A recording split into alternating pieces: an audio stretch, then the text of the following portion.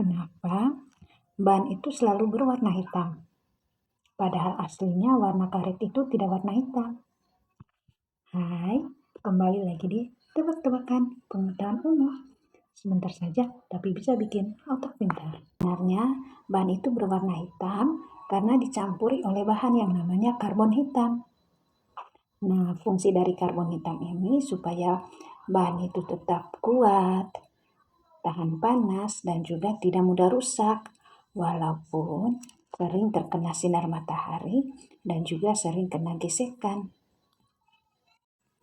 Apabila bahan tidak dicampuri oleh bahan karbon hitam, maka bahan tersebut mudah aus dan juga cepat retak. Jadi, bahan yang berwarna hitam itu bukan karena supaya terlihat keren, tapi karena soal keselamatan kita di jalan.